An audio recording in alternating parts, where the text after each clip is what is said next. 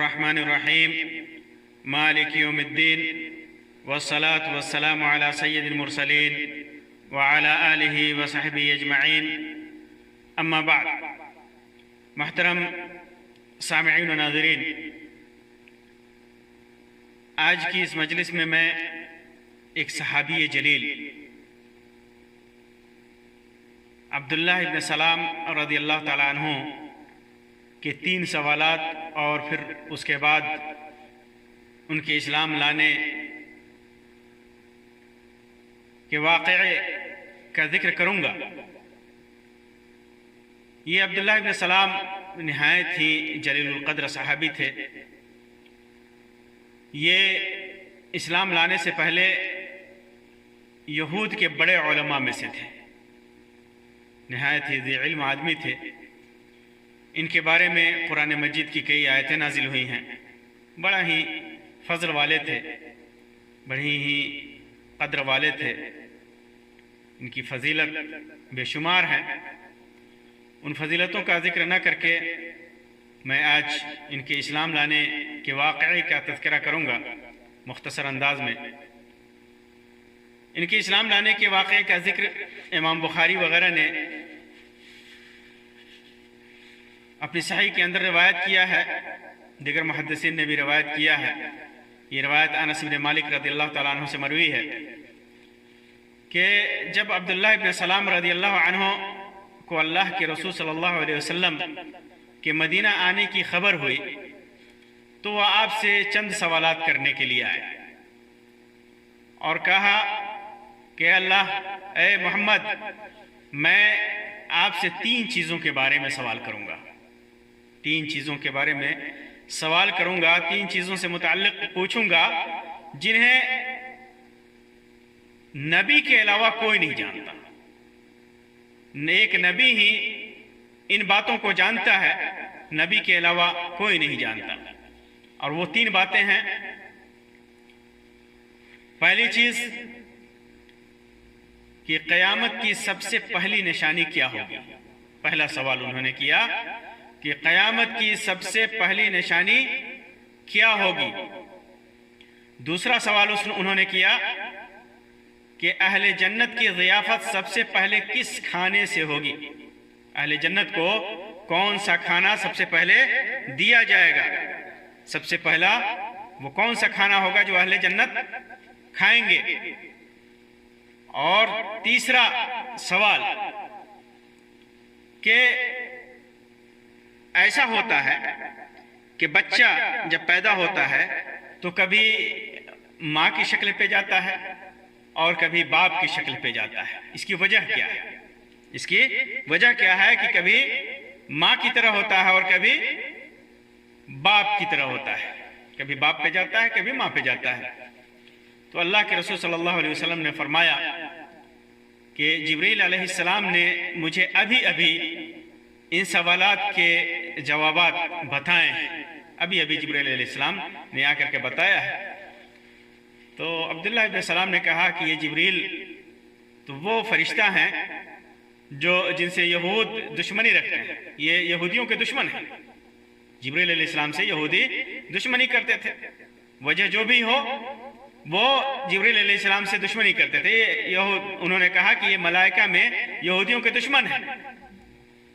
پھر اس کے بعد اللہ کے رسول صلی اللہ علیہ وسلم نے ان 3 سوالات کا جواب دیا اور فرمایا کہ قیامت کی سب سے پہلی نشانی،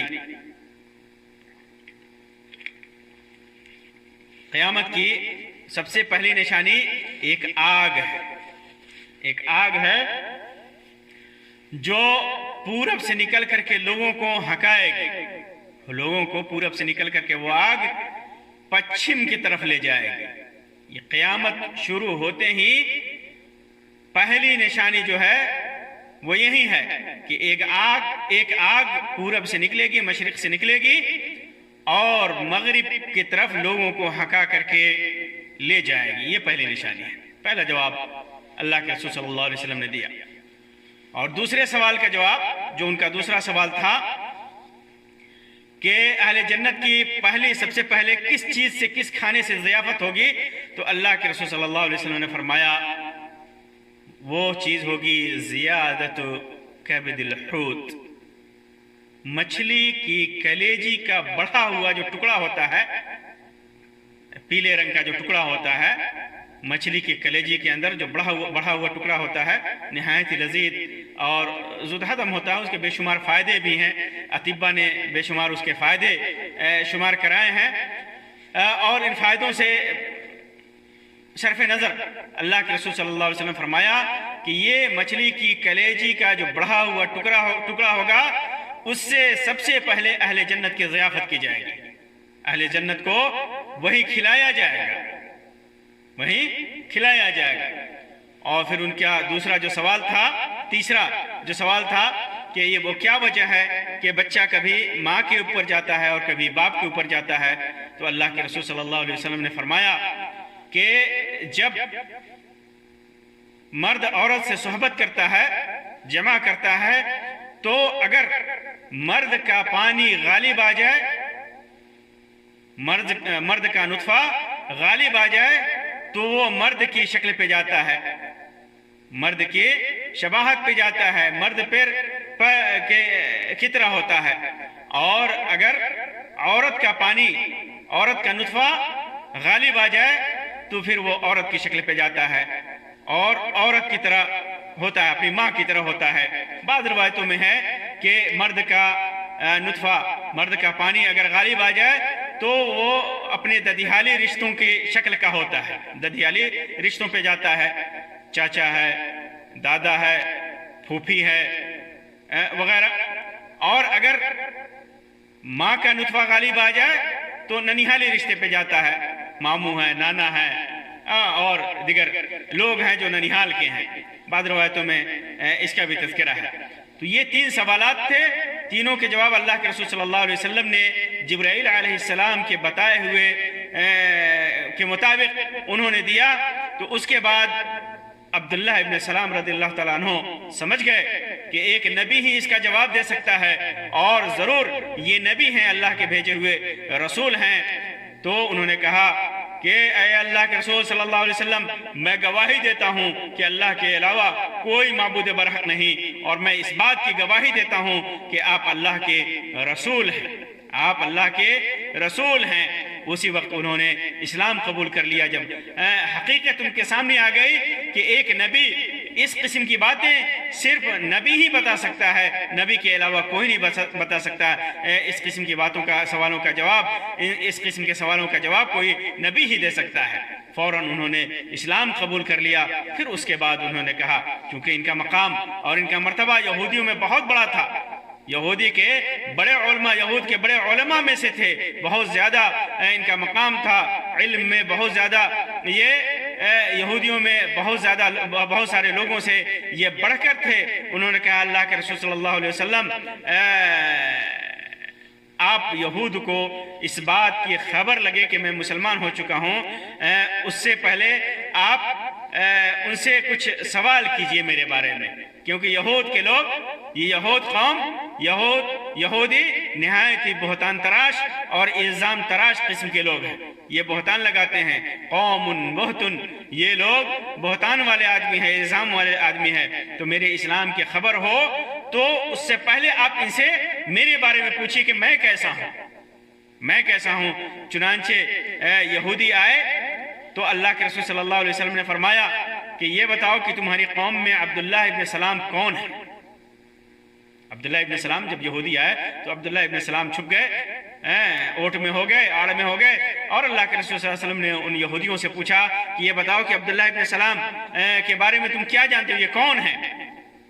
تو انہوں نے کہا، وہ کہنے لگے کہ عبداللہ ابن سلام تو ہم میں سب سے بہتر انسان ہے، سب سے بہتر آدمی ہے، اور سب سے بہتر آدمی کے بیٹے ہیں، بہت ہی اچھے اور نیک انسان ہیں۔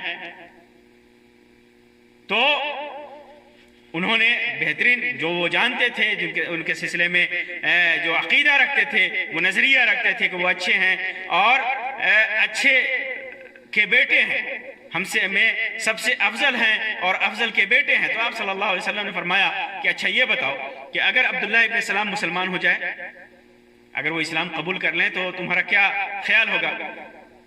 تو انہوں نے کہا کہ اللہ کی پناہ، اللہ ان کو اپنی پناہ میں رکھے، اس سے اللہ تبارک و تعالیٰ اسلام لانے سے ان کو بچائے، اسلام لانے سے اپنی پناہ میں رکھے۔ انہوں نے یہ کہا تو اللہ کے رسول صلی اللہ علیہ وسلم نے دوبارہ ان سے یہی سوال کیا اور انہوں نے یہی جواب دیا۔ اس کے بعد عبداللہ ابن سلام رضی اللہ تعالیٰ عنہ باہر آئے اور باہر آنے کے بعد کہا میں گواہی دیتا ہوں کہ اللہ کے سوا کوئی معبود نہیں، کوئی عبادت کے لائق نہیں، اور محمد صلی اللہ علیہ وسلم اللہ کے رسول ہیں۔ وہ کہنے لگے، اتنا سننا تھا، ابھی ان کا نظریہ تھا کہ عبداللہ ابن سلام سب سے بہتر ہیں، سب سے افضل ہیں، وہ سب سے بہتر انسان کے بیٹے ہیں، سب سے افضل انسان کے بیٹے ہیں۔ لیکن جو ہی انہوں نے اپنے اسلام کا اقرار کیا، اسلام قبول کرنے کا اقرار کیا، تو وہ کہنے لگے یہ تو ہم میں سب سے بدتر آدمی ہے، سب سے برے آدمی ہیں اور سب سے بدتر آدمی کے بیٹے ہیں۔ اور انہوں نے فوراً عبداللہ ابن سلام رضی اللہ تعالیٰ عنہ کی برائی شروع کر دی۔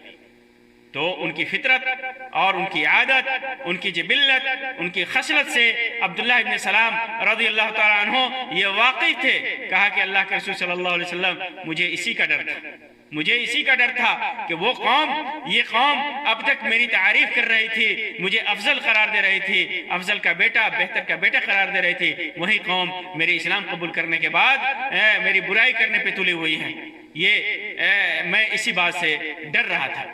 تو یہ یہودیوں کی صفت ہے، یہ یہودیوں کا شیوا ہے کہ وہ آج جس کو افضل سمجھتے ہیں، جب تک وہ ان کی بات مانتے رہیں گے، جب تک ان کے مذہب میں لوگ رہیں گے، ان کے دین کے مطابق چلیں گے، وہ اچھے ہوں گے۔ اور جب ان کا دین چھوڑ دیا، ایک اللہ تبارک و تعالیٰ کی عبادت کرنے لگے، نبی اکرم صلی اللہ علیہ وسلم کی رسالت اور نبوت کا اقرار کرنے لگے، وہ برے بن گئے۔ اللہ تبارک و تعالیٰ سے دعا ہے کہ اللہ تبارک و تعالیٰ تمام صحابہ کرام سے راضی ہو، کیوں جیسا وہ صحابہ کرام اللہ تبارک و تعالیٰ سے راضی ہو گئے، اور اللہ تبارک و تعالیٰ ہمارا بھی حشر انہی صحابہ کرام رضی اللہ عنہم کی طرح ان میں کرے، اور انہی کی طرح ہمیں بھی نیک صحیح راستے پہ اور نیک عمل کی توفیق عطا فرمائے۔ آمین یا رب العالمین، وآخر دعوانا ان الحمدللہ رب العالمین، وصلی اللہ علی خیر خلقہ وسلم، والسلام علیکم ورحمۃ اللہ وبرکاتہ۔